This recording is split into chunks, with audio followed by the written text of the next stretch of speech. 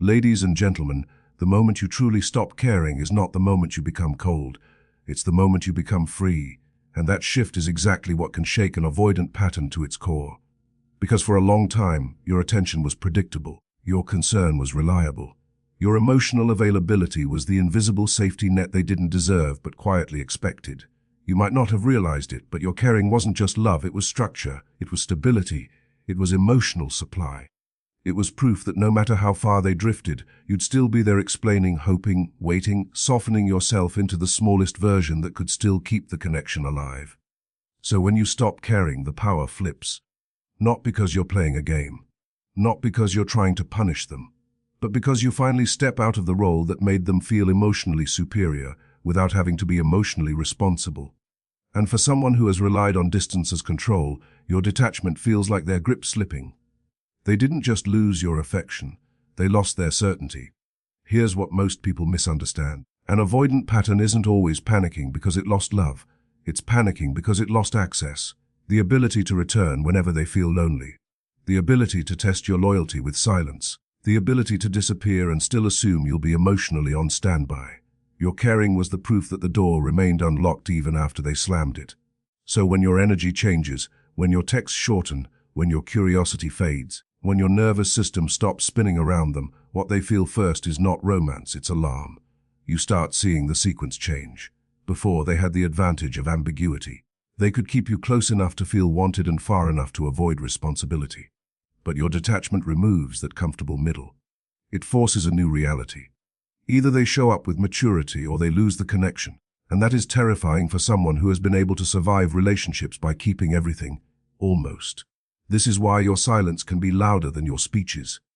Because your silence is not emotional absence, it's emotional sovereignty. It says, I no longer need your behavior to define my worth. It says, I'm no longer available for confusion. It says, you don't get to keep me emotionally invested while you remain emotionally unaccountable. And the moment you stop feeding the old dynamic starts starving. You might notice something else too. When you care less, you become harder to read. They can't predict you. They can't easily measure your feelings. They can't rely on your reaction to reassure their control. And that lack of certainty can trigger a sudden surge of attention from them. Not always because they've transformed, but because they can sense you slipping out of reach. Your calm becomes a mirror they can't manipulate. Your indifference becomes a boundary they didn't think you had the strength to build. This is where your mindset matters more than theirs, because when they feel that power shift, they may try to restore the old balance. They might get suddenly warm, suddenly vulnerable, suddenly nostalgic, suddenly ready. And this is where you must protect the new you. Because the biggest risk is not that they'll return. The biggest risk is that you'll confuse their panic with proof of change.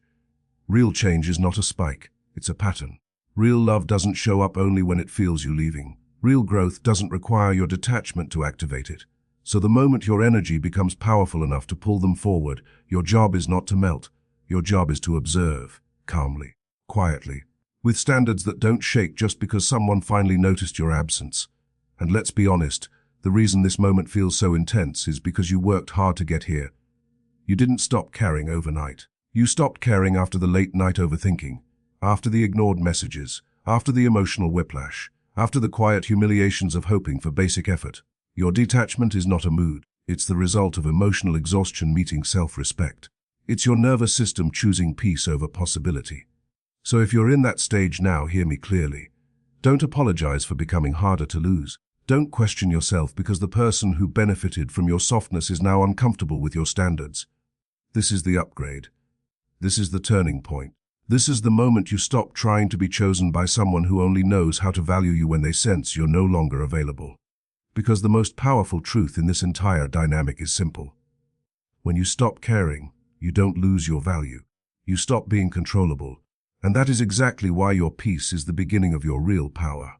The vulnerability trap is one of the most confusing moments you can ever face with someone who has strong avoidant patterns, because it looks like the breakthrough you prayed for, but it often arrives at the exact moment your heart is finally stepping away.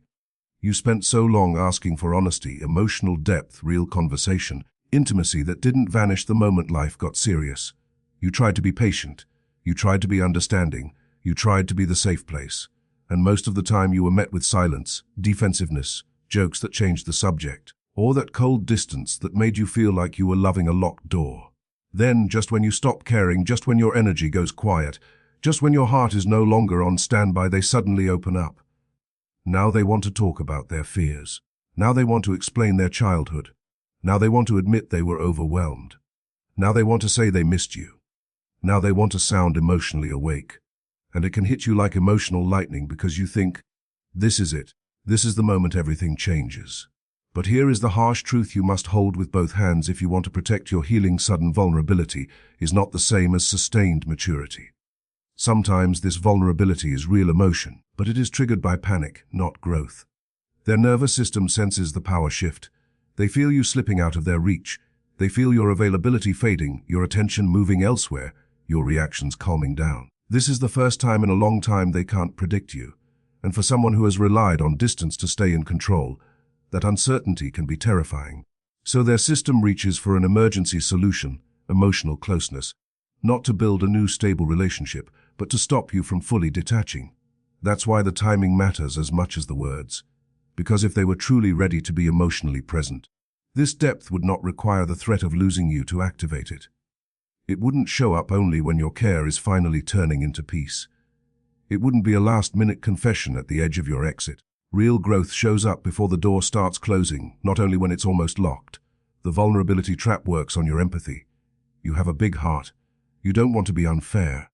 You don't want to abandon someone who is finally opening up.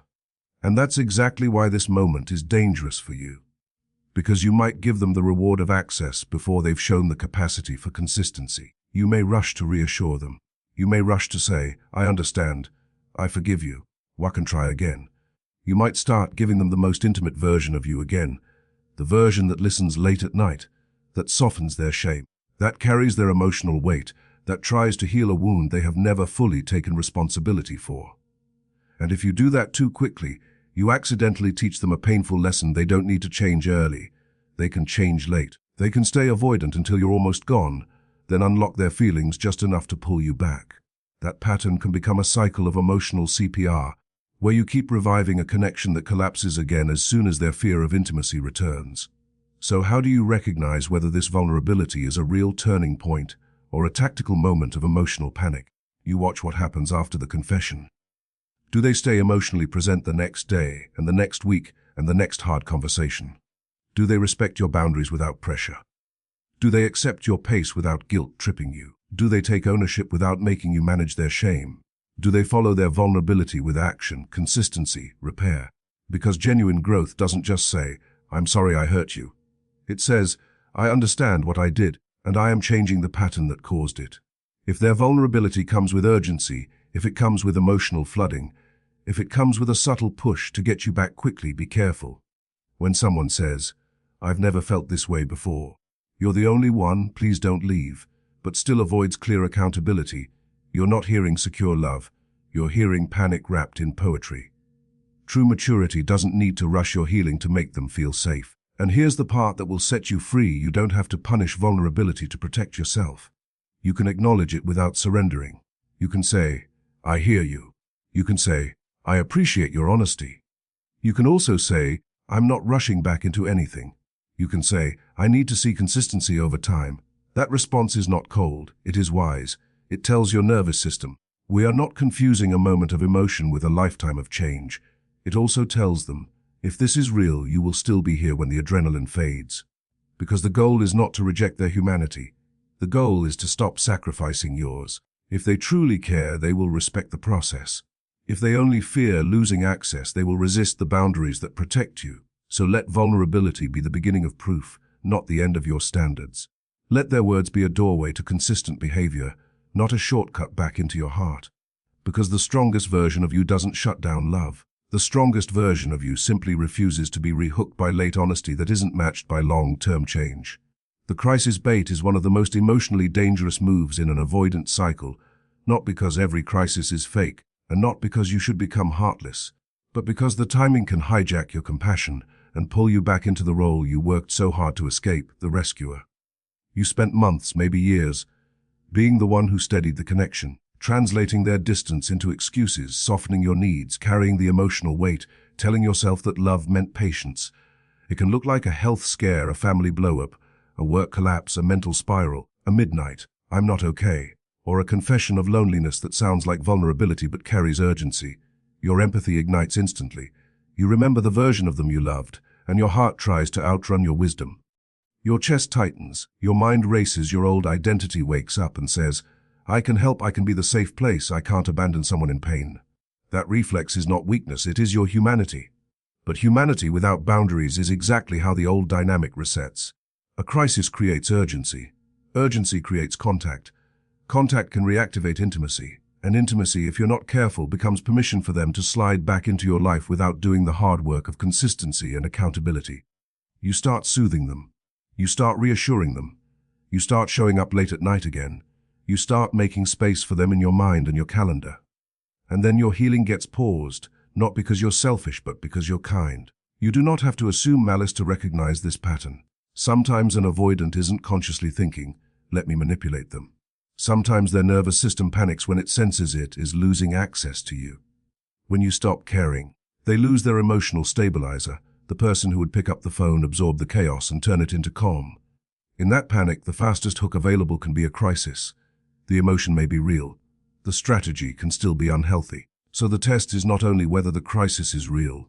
The test is what they expect from you inside it. Do they respect your boundaries even while struggling, or do they demand immediate emotional access? Do they take responsibility for their support system, therapy, friends, family, or do they place the entire weight of their stability on your shoulders again? Do they acknowledge the harm of the past and honor your pace, or do they use pain to erase accountability? This is where your memory becomes your protection. You already know what happens when you become the rescuer again. You give comfort, you give time, you give late-night emotional CPR. You become the lifeline, and once their panic calms, the old distance often returns, the same inconsistency, the same ambiguity, the same emotional half-presence that left you starving. You're left holding the emotional bill for a rescue mission that was never going to become a stable home for your heart. So the strongest response is not coldness. It is structure. You can acknowledge their pain without surrendering your life. You can say, "I'm sorry you're going through this. I hope you get support." You can encourage professional help. You can point them toward their network. You can offer limited, clear contact if that feels healthy for you. But you do not hand your whole heart back because someone is hurting at the edge of your exit. Your boundaries are not a luxury. They are the proof that you learned. And if they react to your structure with anger, if they call you cruel, if they try to weaponize the crisis to force your availability, that is not love. That is control disguised as vulnerability. Real care does not require your self-abandonment. Real repair does not demand that your healing pause so their comfort can return.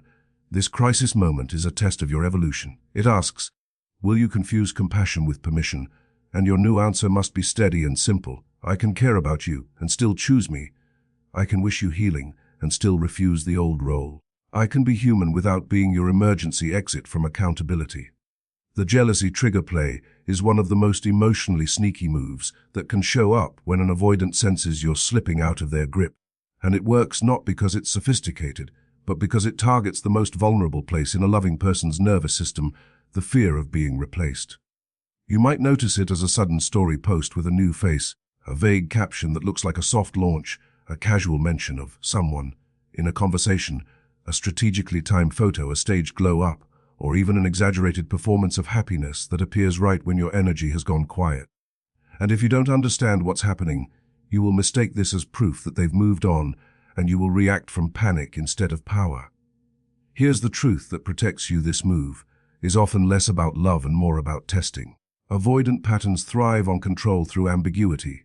They like being the one who can leave and return, the one who can keep the door open without committing to walking through it fully. Your caring used to be a reliable indicator that they still mattered. Your reactions used to be their emotional scoreboard. So when you start detaching, they lose their easiest way to measure their impact on you. And that's where jealousy triggers can become a shortcut to clarity, not real clarity, but emotional proof that you're still hooked. Because if you react, they feel power again. If you check their page repeatedly, the old bond reactivates in your body. If you send that, "Who is that?" message, you've just revealed emotional availability. If you post in response, trying to show you're fine, you're back in the performance loop. If you spiral privately, even without messaging them, You may still soften your boundaries later because the fear of losing them has re-entered your system.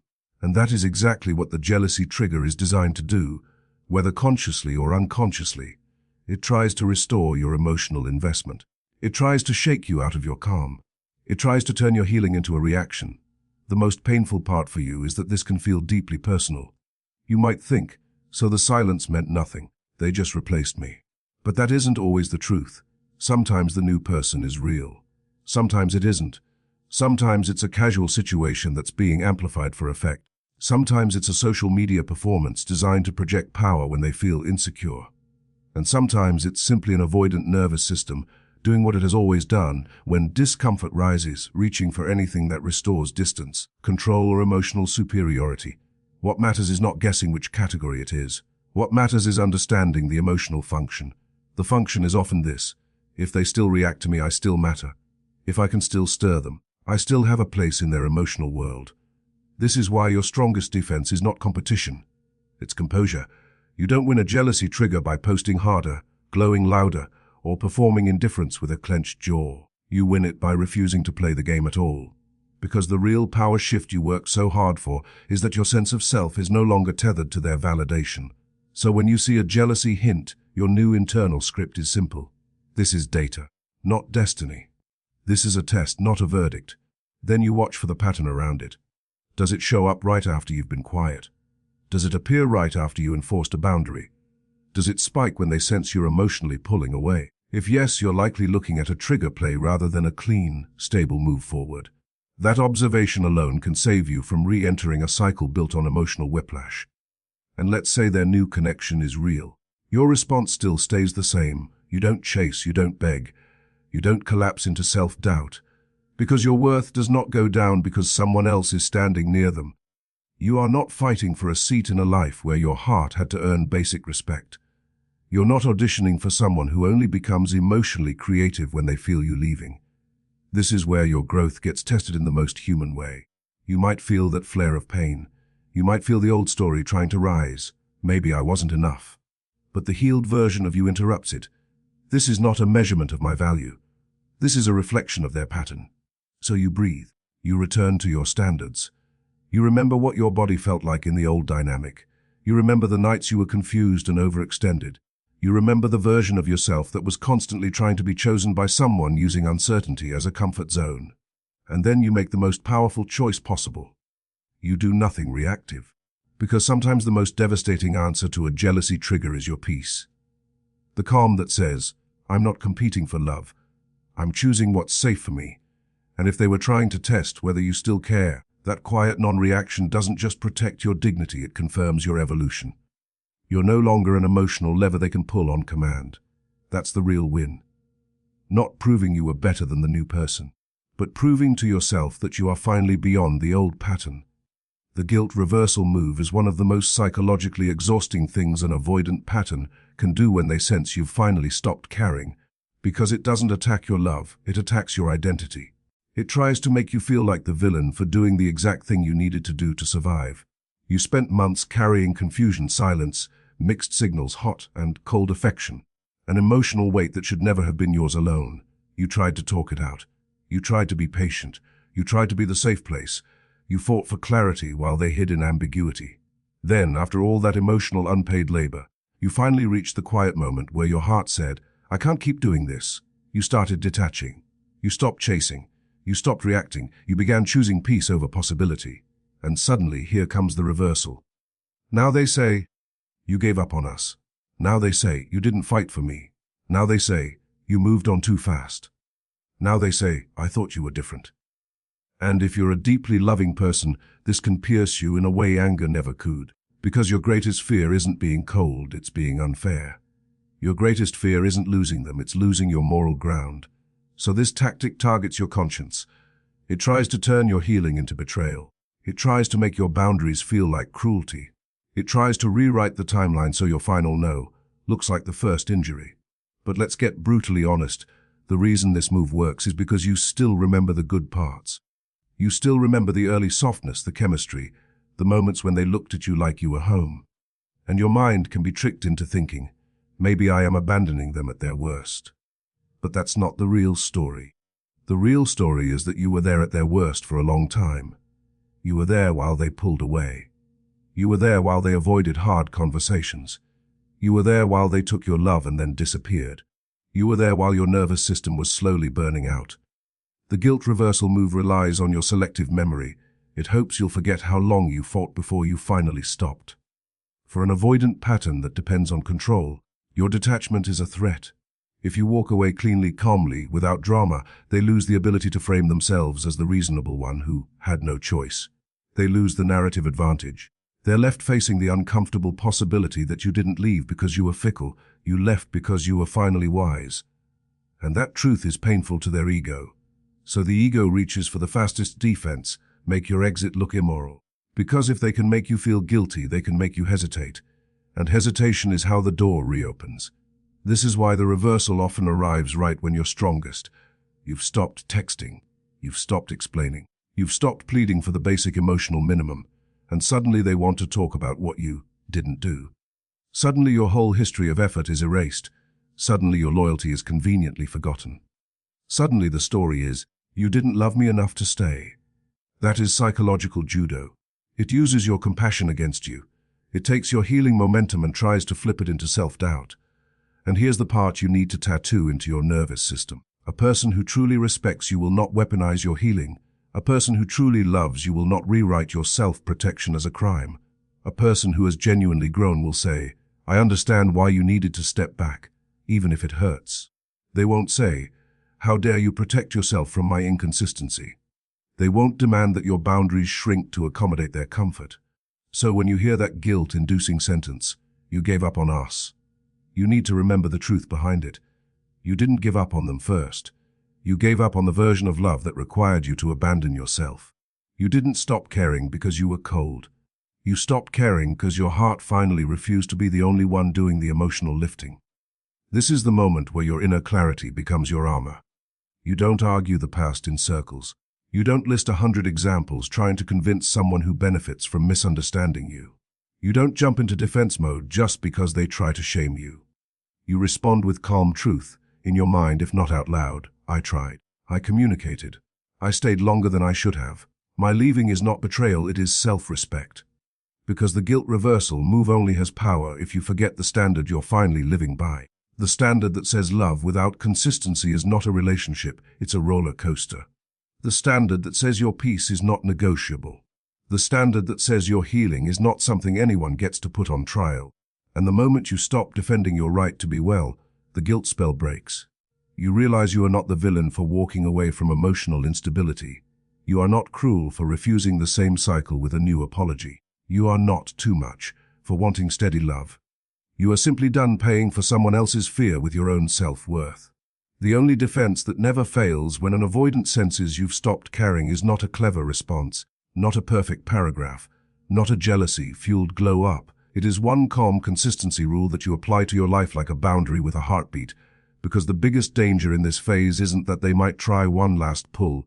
The danger is that your nervous system might confuse a sudden spike of attention with real change and hand back access to someone who only becomes emotionally awake when your attention starts to disappear. Your heart has been trained by the highs and lows to treat intensity as meaning, to treat a late-night message as a miracle, to treat vulnerability that arrives at the edge of your exit as proof that everything you endured was worth it.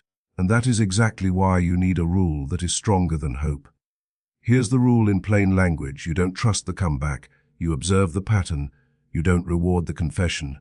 You watch the follow-through. You don't restart intimacy because they finally said what you needed to hear. You require a new baseline over time. Not days, not one emotional night, but enough time for old wiring to resurface if it hasn't truly changed. Because anyone can be tender when they're panicking. Anyone can sound deep when they're afraid of losing control. Anyone can promise the world when the ego is scared of being replaced. The question is never, do they miss me? The question is, can they sustain healthy closeness when the adrenaline of the comeback fades? This rule protects you from every last-minute tactic without you having to become cruel. If they suddenly get vulnerable, you don't punish it. You simply refuse to treat it as a passport into your heart. You can acknowledge their humanity without surrendering your boundaries. If they bring a crisis, you can show compassion without stepping back into the rescuer role that once drained you. because your empathy is not an open door to repeat the same imbalance. If they hint at someone new to trigger jealousy, your non-reaction becomes your quiet proof that you're no longer an emotional lever they can pull. If they try to reverse guilt and paint your healing as betrayal, your rule reminds you that your standards are not a crime scene. They are the evidence of your growth. The consistency rule also saves you from your own imagination, because a loving person can build a whole redemption story from one sweet message. Your mind starts filling in blanks. Your heart starts remembering the best moments first. You start wanting to believe that this sudden warmth is the new truth. Maybe it is, but your safety cannot depend on maybe. It has to depend on evidence. Evidence looks like regular communication without disappearing acts. Evidence looks like respect for your pace without pressure or sulking. Evidence looks like accountability that doesn't require you to soften the consequences. Evidence looks like emotional presence during normal, boring days, not just during dramatic reunion moments. So you slow everything down to a speed that truth can keep up with. You don't announce big decisions. You don't jump into "we're back." You let a simple standard run quietly in the background. If this is real, it will still be real next week, next month, after the first boundary, after the first hard conversation, after the first moment they don't get immediate reassurance. This standard isn't cold, it's compassionate realism. It's the adult version of love that says, "I'm open, but I'm not available for chaos wearing a new apology." Staying calm while time reveals the truth is the hardest part, because calm is not the absence of feeling, it's the decision not to let feeling drive the steering wheel. Your body might still remember the old highs, your heart might still want closure. You might feel that old urge to prove you're special enough to keep them, but you return to your rule, and you speak to yourself with dignity. I don't need to win this moment, I need to protect my life. A person who truly wants a healthy future with you will not fear this pace. They will respect it. They will be steady enough to let you rebuild trust without rushing you back into the version of you that was easiest to manage. And here is the quiet power most people miss. When you stop reacting and start evaluating, you become emotionally grounded and therefore hard to manipulate. You're not acting tough. You're not playing games. You're just no longer automatic. The old you might have been easy to hook with a little attention. The new you lets actions speak louder than urgency. You choose closeness based on safety, not nostalgia, and that shift forces the truth to surface faster. Let ordinary days become the proving ground. Let small promises matter. Let consistency be the language you trust more than chemistry, because the moment you make consistency the price of access, you stop being vulnerable to tricks, and you start living in a reality where your peace, your time, and your heart are no longer negotiable.